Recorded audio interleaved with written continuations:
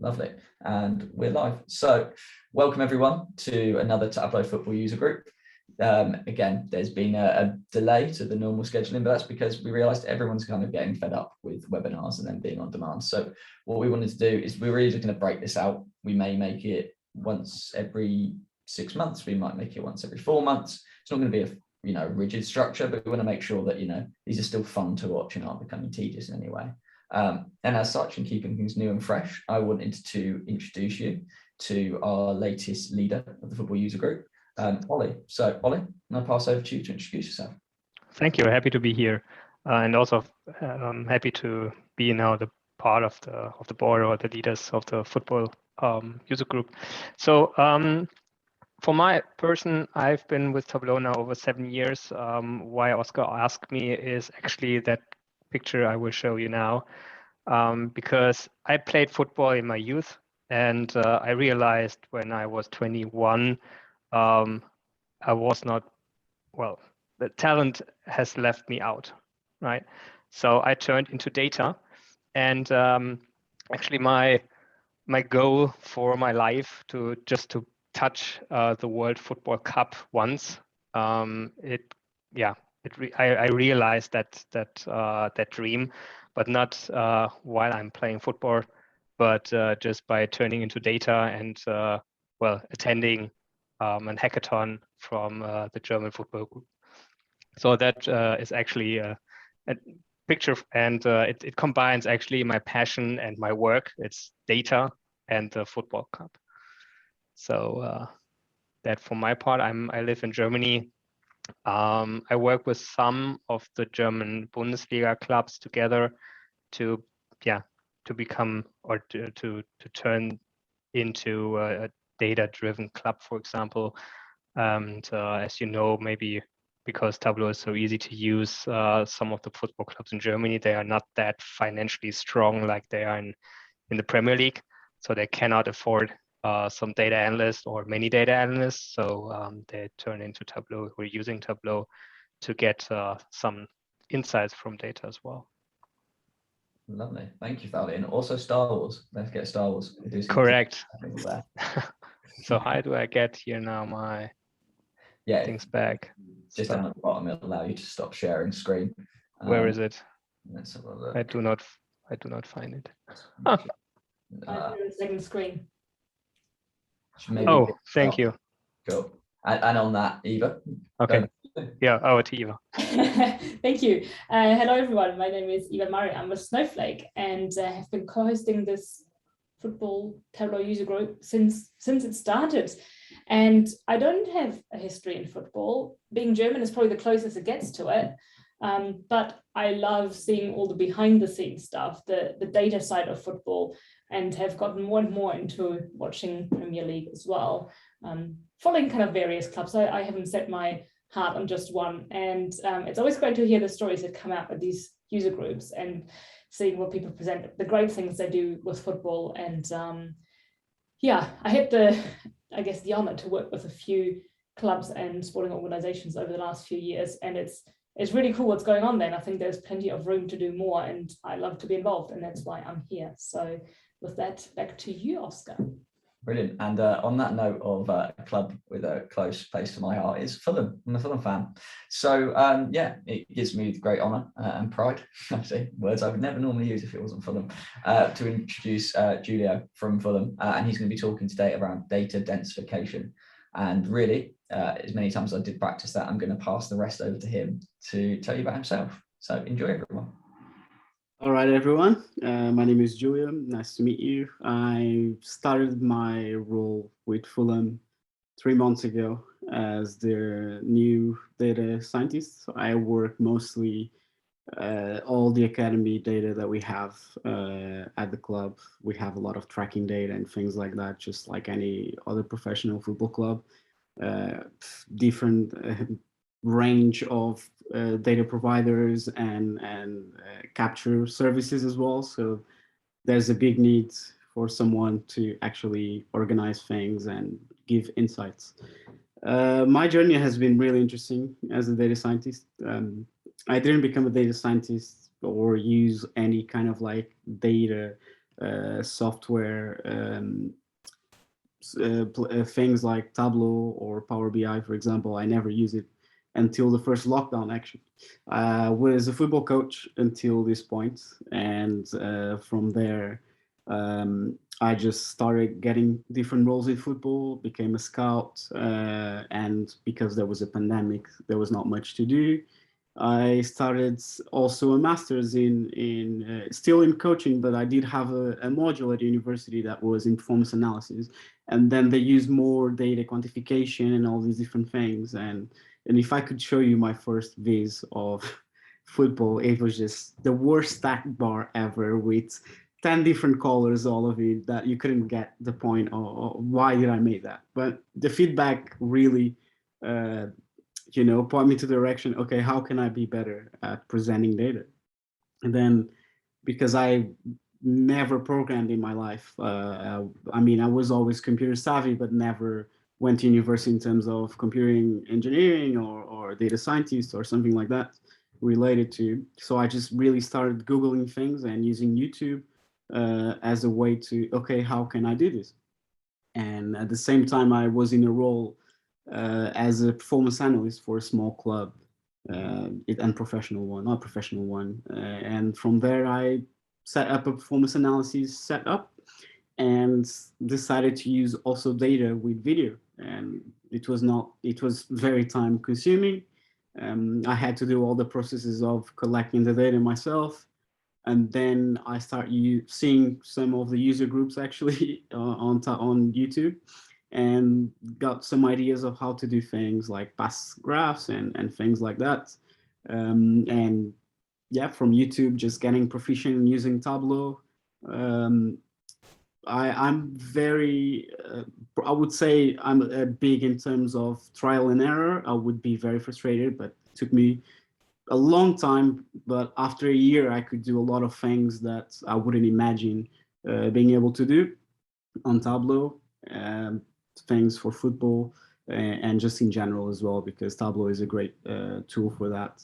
And also because I thought programming would be really difficult. I was like, I don't think I'm ready yet. So let's just, whatever I see on Twitter that someone does a viz, I will try to do it on Tableau. And that will be like, yes, I can do on Tableau as well. It's great. Join this Twitter community with so many people doing great vizes on other platforms. And just from there, just went to, and funny enough, now I'm learning how to program. So I've been doing for months now. I still miss using Tableau more often than I used to, but it's part of the job. Yeah, but it's still fun and learned a lot. And was introduced by this concept of data densification by Toan Han. If you don't know him, you should really follow him. He has so many interesting courses and posts on Tableau Magic. And from there, it was a concept that was like, okay, this is really interesting. And just started using different data sets, because the data sets that he has are mostly for finance stuff that you get on Tableau already, those data sets. So the challenge was to try to do the same things, but with football data sets. And it was really, really a big challenge, but I finally made it how to do it. So yeah, it was really interesting. Fantastic, thank you for that. It's really interesting to hear. I genuinely didn't know that you had only got into this from the first lockdown. It seems, as he even mentioned at the start there, we were really getting going with, it's going to be an in-person event, and the world changed quite quickly. So no, it's really good to hear that. And yeah, there's a lot of people I know out there that we speak to that are wanting to learn. So it's fantastic to hear that part of the story as well. So yeah, delighted that in any way, we can help you enjoy what you're doing. But yeah, sorry, I just wanted to butt in there, and I'll pass back to you to carry on. Yeah, and again, like, this is something that I mean, I have friends that work on other industries, and they might want to learn different skills or make something of a living, and they're just afraid of not being able to succeed. And I always tell them, you know what, just try it as a hobby and see where it can lead you. And for me, something that is just sparked my curiosity, and I just delve into it. And yeah, I mean, I'm enjoying working with data, creating vizes, it's something really interesting on that sense. Amazing. Yeah. And I guess to open up to people as we go, feel free to write questions in the Q&A, and we'll make sure that we address them at the end. So anything that does pop up, then feel free to write them in. But yeah, we'll allow you then, if you want to talk a bit more around densification then, and actually, I know you want to show some of the work and whatnot that you've been doing. Maybe not the first viz, but I do want to see them. So you can make sure we can publicize them later if you do have that still saved.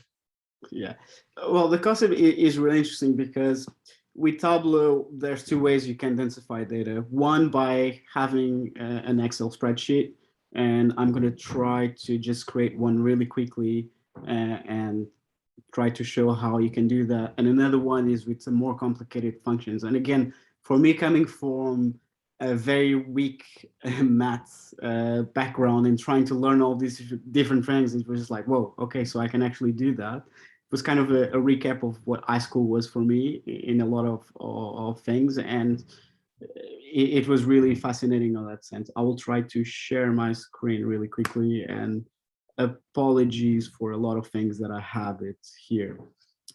One of the things we can do to create, we use it by creating paths and bins. That's the first part. So if I just create, let's say, if you create a circle, usually that's 360 degrees. So you try to use one path for one and then another one for 360. Or if you want to do use the path for the bins in a different way, you just have to specify what bins you want to create to then draw on Tableau. And by showing you what I mean that in specific sheets that I created for some of the data, you're probably going to try to understand. So let's say you can just go 1 and 360, and actually if you just copy that and then you open any Tableau version, let's say I just click that, and let's say that I want to create on the data source, you can actually just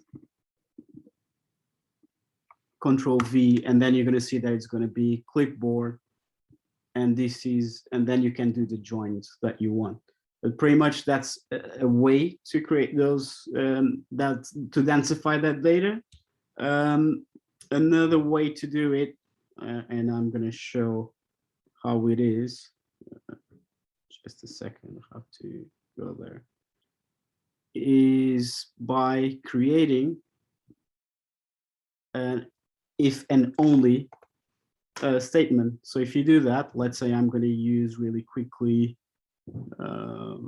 might be position, the one that I usually do. Sorry, this state is a bit different. Just going there. Apologies, as I'm kind of new with MacBook. So yeah, so if I go, if the position that I want equals, sorry, equals defender,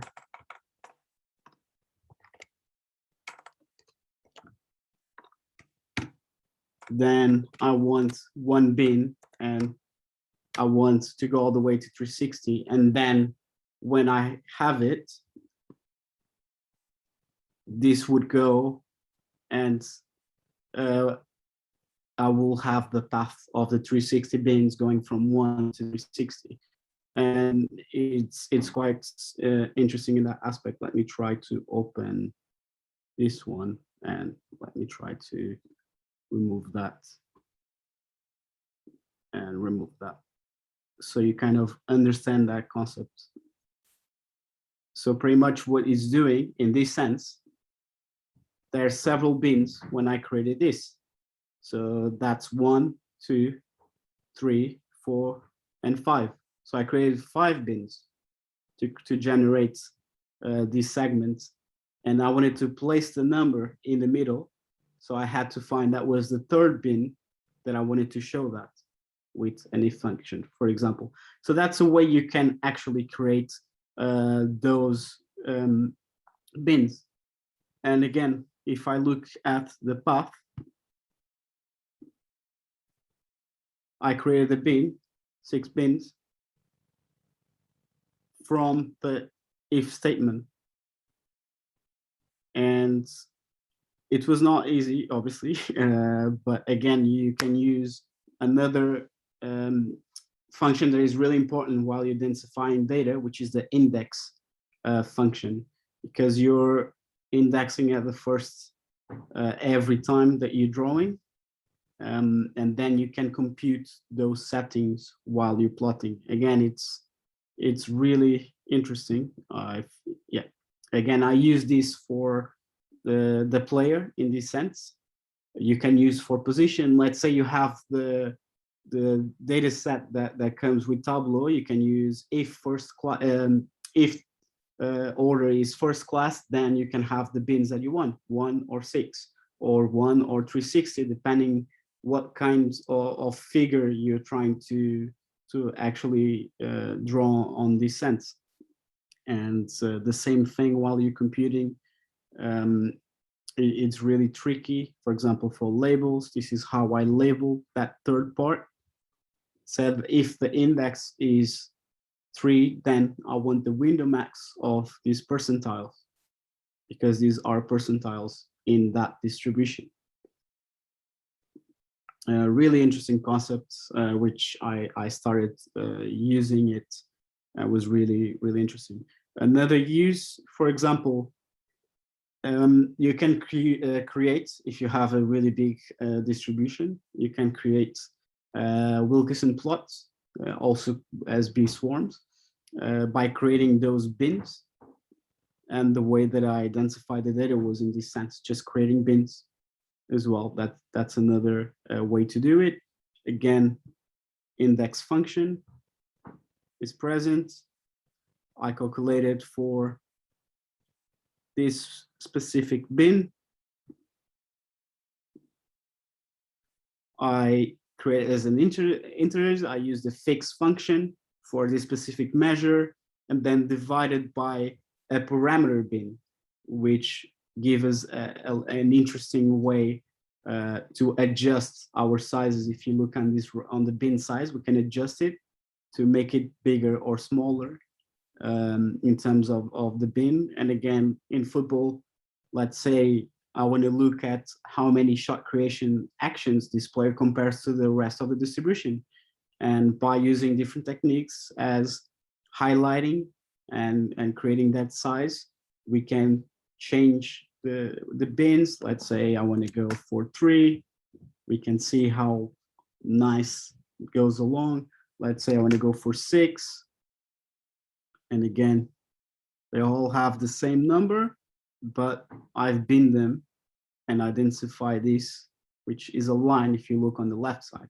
Usually you use a circle, but the way that the bin plus densification of this with the index function allows me to align them like that. Also more concepts of this. Let me see if I can create the same thing. Drawing. And this one, which is when you have curves like this, that's the difference between just a normal index and the index -1, because it's going to create a different shape. And the same thing if you look at the Y, a little bit of more complex calculations, but it's just to create curves. That's why I have the columns as well over here as a parameter. And if you look at it, we open, I gave values of how I want them to be computed. And here, if I show that, sorry, if I show this, apologies for that, as it's going pretty much just to give you an idea of the things you can use by mixing up parameters to create bins, to create those index functions. You can do modelers, so you can go and draw different shapes and so on into that. Just a second. And I have another one. So if you just give me a second, trying to open another. I apologize for my desktop because sometimes it doesn't go the way it should go.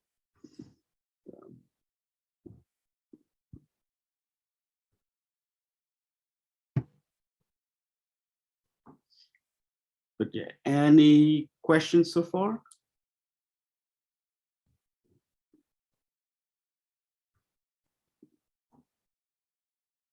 I'm just going to stop sharing really quickly my screen. Cool. No worries. I'm just going to see if there's any in the chat for you. Yeah. Let's take a look. So one that I've seen before, which is interesting, and if anyone does have any questions around it, please feel free to. But one that I've seen is where they've used things like the pizza chart that you've got there, and they've done passing like pathways. So a specific centre back, for example, again, I can't name any names, I can, but the centre back passes to the left back is his most prominent one, and they've used that as a measure coming out from that player. So you can actually start to see passing lines. So that left-sided centre back is passing to his left back and is also passing to his centre mid. That's like the most commonly played passes, and you can see that from a data point. But then let's just say the right back is the least commonly played pass to player, because they are technically the hardest player on the pitch to pass to for a left-sided centre half. So in a case like that, is that how you'd again like look to evolve that in terms of bringing, you know, data to connecting it effectively to real life situations? So yes, you can also use that. I mean, there's different ways to get an insight in Tableau. I mean, in data densification, you can also do that to make it thinner lines in the same way I've done the, let's say, the Wilkinson plots. You can create passing networks. There's different analytic, let's say, insights you can get from things such as passing networks. You need to create, usually you're given X and Y coordinates for each, let's say you have a football pitch that you upload a picture. There's a great Tableau online resource where you can just mark X and Y coordinates and then create paths by duplicating the data into two in terms of creating a different table, and from there you can create a path where that path goes. You can enhance it further by creating paths itself on the same way I show with the if and only function, or creating with outside from the Microsoft Excel spreadsheet and just send it and create it a more bespoke. I would say that's probably the best word to use in terms of when you're densifying data, because you're creating something more bespoke in that sense. Makes sense. I'm ready to share something really quickly as well now. Fantastic. If there's any questions on the chat, feel free to do it. Not at the moment, but I'll point any out as they come. So again, this is what a gauge chart. And again, the same way I identify the data by having how many minutes a player had in that sense. The path, the same way. This is the bin. Sorry, apologies. Yeah, still getting used to my Mac. Apologies for that. Come on, don't fail me now. Yeah, okay. So if you look at it, the same thing, because it's not the full circle, so that's going to be 180 degrees. I created the bins the same way, and that's for the other one. The index function, as I said, -1, so it can go for everyone around. And again, using the cosine and the sine mathematical expressions, we can create a full circle, as I said, or a half circle, depending on what you want for the index to go as well. and again using parameters, because I want this one to float every 5 lines. If you look after every 5 lines, the 5th one is going to be a large one. I can change that, and then it's going to be a different one. The same thing for the value of each line.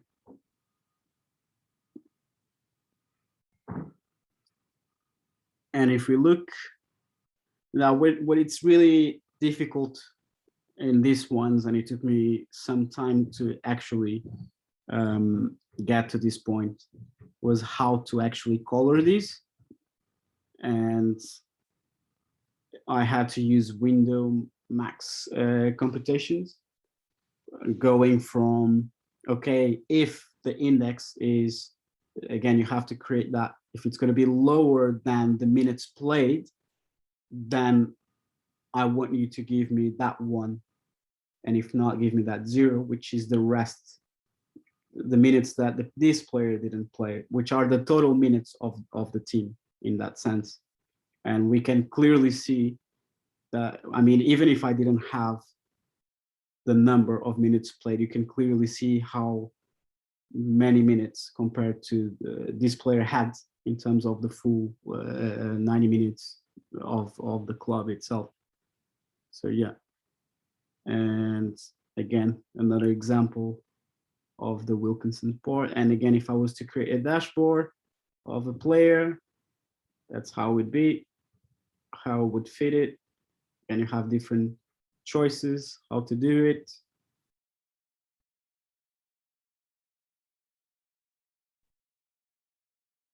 If you go over it, you can see what it says, the position along this path. Mm-hmm. So yeah. That makes sense.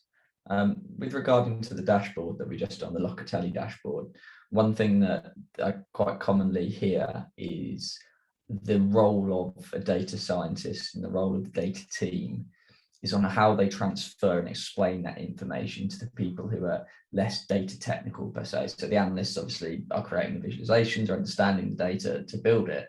But when they go, feed back to a coach who isn't as data savvy, how would you translate that dashboard, for example, to a coach or a manager or a scout, for example? I mean, I would say this is an example of more of a visual kind of dashboard. Obviously, you're going to have some, as you said, some more data literacy in terms of different stuff.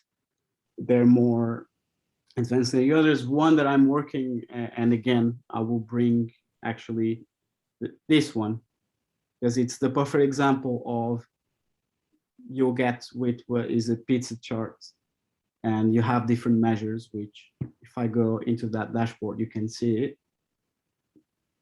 And now if I just show that to, let's say, a coach, or even let's say in terms of the coach wants to sign a player, and I'm like, okay, what kind of player do you want? I want a winger. Okay, this player is a winger. What kind of strengths are you looking for this specific player? And then I'll give kind of a report. Let's say, okay, this is, if you want a winger that creates chances, that scores goals, that has a lot of shots, has a good presence in the area. I think this is quite self-explanatory in terms of where this winger compares to the average of the league, or in terms of these are percentiles, so it's with the whole distribution. I can have simple things that some people prefer tables, some people prefer vises, they're more complex, but strikes to the eye. One thing I would say, and again, this is something I do, I work, we do have a data team, and I'm very, very picky with color schemes and how they work. Usually there's two people that have more of a white background with some colors. I prefer more of a darker background. I feel that gives kind of a different appeal and style to the viz. Again, everyone has different ways. What I recommend everyone is a website called coolers.co. If you haven't know that, that will save your life in terms of creating vises, because it will give it will generate color palettes that will go exactly with that. And again, as you can see, 3 colors, just like that, they go together. I've done through that website. And again, it really depends what information you want to show. Sometimes it's good to again, going back to that other dashboard. Let's see if I can get the other one. Yeah, again, there's an orientation, there's a story that follows, not just the colors, but again, I chose to keep the same colors. That makes it easier. I was trying to highlight something different. There's a story, that's the player, that's the club. These are the age, basic information. If you want to make it more nicer in that sense and give a bit more, okay, so someone might not know what Italy, but let's say, you know, there's the flag. Okay, I recognize the flag. So there you go, is Italian. You have the minutes, you can see straight away. You can see where the player is in different KPIs, different actions, and there's a general story into how I go for it in terms of the player, in terms of what I want to show. Try to make things a bit symmetrical as well. One thing I'm really cautious about is having too much in a viz. I remember in the beginning, I've done so many sheets. It was like, I want to have everything. And one thing that is really important is the weight of different things as well on the viz. You don't want things that are too heavy or too bright or have too many colors that you just cannot see. Makes perfect sense. So thank you for explaining that. Yeah, it's something that always gets talked about, and I'd really like seeing your perspective on that. And we have got some questions now for you. So the first one from Dan is really just asking around what data sources are you using to correlate this information? Well, if I have, let's say, before I started Fulham, obviously I didn't have much access to all the kinds of data that I would like to have. So I would go for sources as, let's say I want to get X and Y data for a player that has shots and I want to plot a shot map. I would go into Understat, for example, that have great information there. There's different tutorials, how you can get data from Understat and just plug it in Tableau of a CVS file or Excel if you prefer it. There's InfoGoal as well, if you want to take a little bit more time consuming and go and look for all the X and Y coordinates and then just change it and align it on the pitch. In terms of the data that I used to do the specific graphs that I showed in terms of the KPIs, you can find it on Football Reference. So if you go to bref.com, you're going to find all the statistics for they call the Big Five leagues, the Premier League, Spanish League, Italian League, the French League, the German one. And you can also get of the Women's Super League and as well the US MLS and the US Women's National League. Again, there's different data sources you can use and just play around and see what you can do as well. Fantastic, thank you for that. And leading on that, another question we had within the chat was really asking around any data modules that you might have access to that are outside the normal metrics that you normally see within KPIs, for example. Well, there's different, and again, this really depends on, obviously, and it's part of football, like of Fulham. I cannot talk which ones we have, but any metrics that you can find a correlation and not just causation but correlation into your data set. Let's say minutes played by, just giving an example, it might not be this one, but let's say minutes played by amount of passes forward, and you start seeing, okay, the more minutes played this player has, he's going to have more minutes, because that's just causation. But if you find something interesting and you combine two different metrics, okay, can we combine a ratio of let's say presence in the penalty area, which are the touches in the penalty area, and the shots taken on target, and then you can do a scatter plot, for example, of minutes played after a sub if you want to give more context or so on, and you start looking at different what's, for example, the impact of a sub, and you get there the impact of a sub of a forward coming on the last 25 minutes, and you get those two metrics together and you start seeing, okay, let me compare to other subs, how long did they have to make an impact in terms of a shot, and then you start taking insights or for example, and things like that, and you start playing around with different metrics.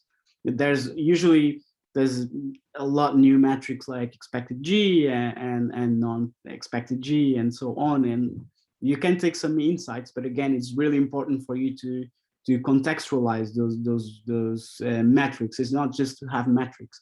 Sometimes you see scatter plots of, okay, this is how many wins and losses. Yes, of course you're going to see that, because that's just the result. Or you're going to see, it can happen that most of teams that have more shots per games, they're going to have a lot of goals, or at least they're going to be most likely clustered on teams that have the most points, which it's usually how it works. But you need to start finding different insights from other metrics. And again, another place that is really interesting, you start seeing all these different studies and correlation from different metrics, and you start like, okay, that's quite interesting. And again, you can play around to see if there's any, and the best way to do it is, let's say you get teams that are expected to be really good, and then you combine two metrics. It's like, okay, why are they so good? But then again, in these two specific metrics, they are so below the other teams are on top, and then you start finding, trying to look for answers on other metrics on why they haven't done well. I think one was really interesting that I've done, just a post on Twitter in the community, was why Juventus was so bad last season. And when they had a lot of shots and you had Ronaldo scoring a lot of goals, and then I start looking at certain players on the midfielders, for example, comparing to the rest of the Serie A distribution, and for some of the actions that I actually just showed, they were not that great. And I was like, okay, that might be a reason. And then I was like, okay, why not that great? Well, because they were using other players on the pitch to actually try to output their attacking options, and then the delivery was good, but maybe the other players were missing on target, and so on. So you start going and create a more in-depth analysis with the data sets that you have available. Yeah, absolutely. As you said there, context is key, right? When looking at things like interceptions, right? If you're playing for a team that's very defensive and you're the one line deep midfielder, you are naturally going to make more interceptions than if you're playing as a flat three in midfield. So the context is key. Looking at data without context can lead you down some very, dark rabbit holes, to put it that way. So I've got quite a few more questions, so we'll move on to them. The one's going back to the pizza chart, asking, how did you decide on the limits for the min and max values of your pizza chart? Okay, so that was, I can share actually with that. Just give me a second. I've been trying to actually create a tutorial for this. It's really complicated, just to put it simply. I also had help to create the middle parts over there, or with it was Ken Ferlage, one of the Ferlage twins, helped me to create that in the middle. Pretty much, I saw a tutorial on how to create the shell and change it between absolute values like this. It was an election post, I think, the US election post, where it showed just the two ways to do it. And I couldn't, I really struggled to get for it.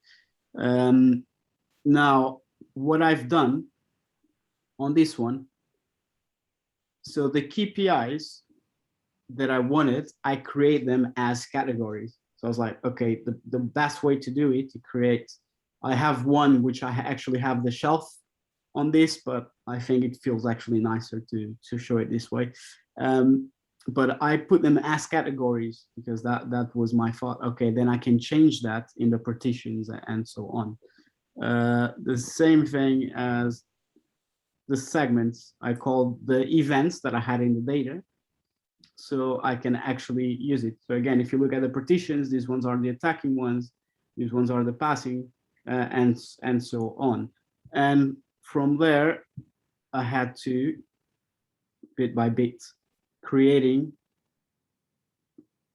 the different limits. Now the limits are the running sum of that partition and the limits which are here. So again, I created a segment max for those limits, which is the window maximum of each segment. And if you look at this, it's just a Boolean parameter, just to say if I want to show the absolute values or the percentage total of, that's my trick to trick Tableau into just let me use these ones. And again, the bar spacing, obviously you can open a little bit more, but I think it was interesting. It's just a float. And you have, as any other circular figures, you have the radius, the inner and the outer one, to create this effect of that. Again, this was what I had for the segment. Again, just the sum of each value of each field.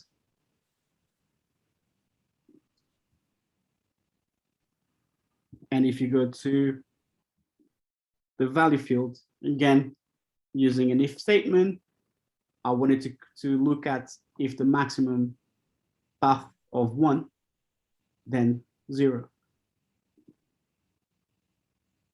And if you look at, that's how I've done the path, as I said, as I show it. And one thing, this is actually the values of the data set. And one thing that was really, really challenging with this one was to actually create the percentiles for that. Because when I saw the election posts of how to do something similar than this, it was the actual values, but I wanted to do percentiles on it. And it took me a lot to do that. When I've done the percentiles finally, because one thing is really important, I had to, if you look at events, if you look at the data, so this is actually the data, events, all the KPIs, and I pivot the table. I pivot all the data. So actually it's showing me for each player is pivoted. So you're gonna have player, these are the events, then the next one and the next one. If you don't pivot your table, it's not gonna work. And the categories, again, I had to do another long if statement because I wanted to group them, not only for the color, but you also want them to stack them together. And again, I had to create what was a string of those KPIs to give me the categories, which then allow me to create the partitions, as I said, and the segment for them. So yeah, and you need 2 indexes. You need one for the path that you want to go, and you need a different index for the segments, so you can actually compute and create this different picture. Yeah. So thank you very much for sharing. Really appreciate that. And then we've got another one there, and this goes back to the main dashboard. And one I do hear quite common is, how did you get Locatelli's face on the dashboard? Okay, that's really easy. I don't have it here because I don't have it in this computer, but because this is a packaged one, this is really easy. If you go to your Tableau, my Tableau repository, you have a folder called shapes. Now you can have anything on these shapes. You can have faces, you can have flags, you can have pictures as icons. I've done a dashboard. It was really interesting because I wanted to create kind of a web page dashboard that if you clicked on an icon, then it just changes to what you want to see. It updates the view, more interactive. And by actually just going, if you have the player and you filter the player and you just assign a shape to the player, and I just had a picture, I usually go for PNGs because they're transparent and they will go with any background, and you just go on shape, you go for here. So if I go player, there you go. You just drag the player into the shape. You're gonna have loads of players. So you just go and filter for the player that you want, and then you have the shape of the player. So again, this is just a circle that I just clicked in. If I go to shapes, here again on this computer, I don't have anything. I do have a few flags, and you just click on it and just go with that. The same thing for club logos and faces. Fantastic. Thank you very much. Really appreciated. So coming to the last two questions we've got, if anyone does any more, we will run until 5, so we've got 10 minutes to cover it all. Feel free to put them in. The next one there is just asking around your role. I know you alluded to the academy there, but it says, you know, are you more involved with regards to the recruitment side or the performance side of data when you're feeding that back? So I'm actually involved in everything. In a sense of, now when you're talking about creating insights, and again, some clubs go through to different processes that like I'm grateful that the way that I see, let's say my role, it's not only just to data collection or data manipulation and things like that, but also what kind of insights we can get from those analyses, and even for recruitment, suggesting different approaches into recruitment. Or let's say I'll be responsible for shaping some parts of how the processes, and again, not necessarily through visits, but through my experiences, because I did a role with the Norwegian club, which was really interesting, and that was my first data scientist role, if we can really look at it. And it was how we could enhance the recruitment with data in terms of visualizations and the processes as well. So that is something that if you're a data scientist, you're most likely going to be part of the recruitment team in terms of ideas, insights, how you can do this, even if you use any platforms, how you can set them up in such way that actually those reports and so on are for not only for the coaches, but for each age group that you enter recruit with, and so on. Or if you're working for the first team, you will have someone that will be with you producing those things, or setting up a way for you to actually work on those. Fantastic, and a really nice message as well here from Craig, who says it's insane how far you've come into not even 2 years, and I have to concur with him on that. His question is, what are you planning on building next? What's your next big idea? That's the thing. Obviously, with a lot of work, I haven't been able to really use Tableau that much. I've started learning Python last summer, actually this past summer. And then for other reasons, I had to use R as well.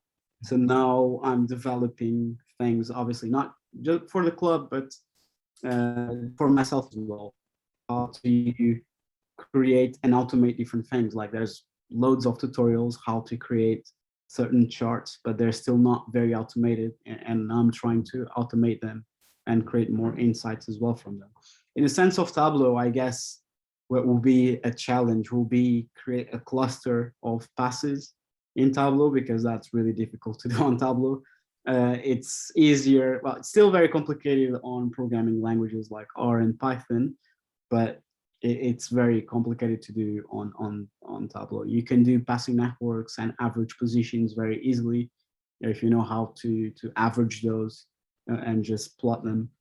But I would say passing clusters would be something quite more challenging on Tableau, because you have to do k-means analysis unless you know the formulas and how to do it, and the statistical approach into it, then it becomes a bit more challenging. Well, if and when you do get there, we'd love to have you back on to show us how it's done. So yeah, we'll hold you to that. The last one is a question from Nathan. We might even have another one pop up then, actually, so we may have two more. But Nathan's one was really asking around courses and the way that you were able to learn. I know you mentioned, you know, like we just touched upon, below 2 years, you've came quite far. The first one I can answer from that is, I know Tom Goodall, who's spoken on here from Swansea. He runs his own company, Touchline Analytics, which does do Tableau football specific training content. So that's one that I can speak of. Wondering if you've got any other more that you could think of around ways that you're able to learn, really. Well, as I said, in terms of data densification, I learned from To Hong. So he had some free courses at the time. It was Christmas time, I think. And he had this amazing bundle, which is like, what's $40 or $30, which is relatively cheap if you can do it. I definitely recommend, because you get into practice, and some of these formulas I wish I could go further, but it's just in terms of repeating these formulas, and you get, okay, I know I have to do this. I know I have to do window max, the index divided by the index of window max, and so on. And then you start repeating, and you start knowing exactly what thing is going to do, what measure and what path is going to do. And it becomes very intuitive. Okay, I know what is wrong. I mess it up here. I mess it up there. And for example, that course I've done, it was really good. Everything, it might sound strange for a lot of people, but I'm a very visual person. So a lot of things that I've learned was literally through YouTube or like just Googling, what can I do? Let's say I couldn't create something. And this still happens because I'm still learning a lot in programming.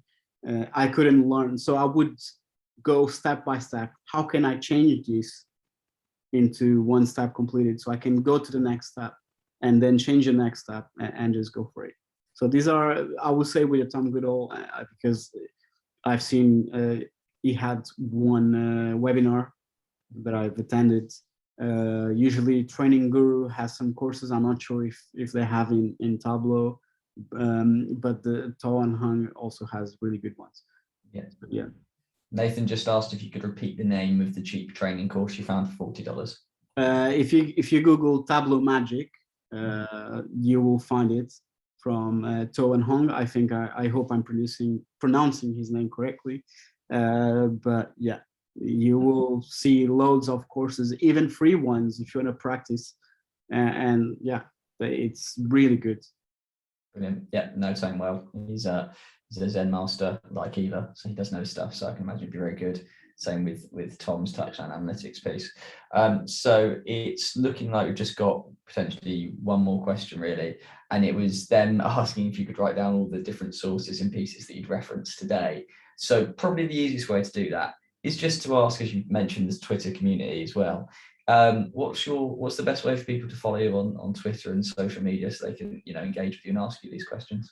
Yeah, I try to answer everyone as much as I can. Obviously with work, it's like emails, it's tasks. So obviously it's never going to be that easy. But you can find me, I believe if you sign up for this user group, you can find my LinkedIn on it. And if not, my Twitter handle, which I don't even know by heart, so I have to look at my Twitter handle.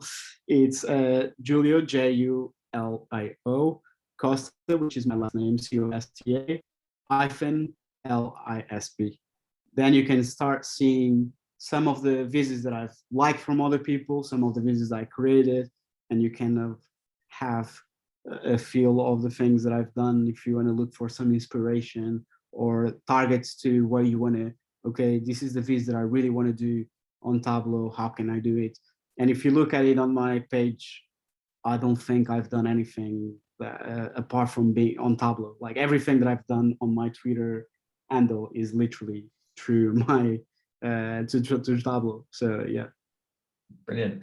Well, that concludes everything today. So from a personal point, thank you so much for presenting. Myself, Ollie and Eva are always really grateful to have people like yourself on. And again, I take immense pride that something that we did less than 2 years ago helped get you to where you are now. So really, thank you so much for taking the time out, and thank you everyone for attending. I'll be sending this recording around to share it to also the people who may not be able to attend, and if you want to forward it to other people that you know that love data and football.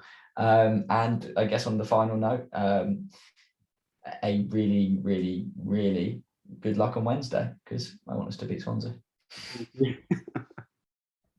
Pleasure. Thanks everyone. Great to see you all. Thank you.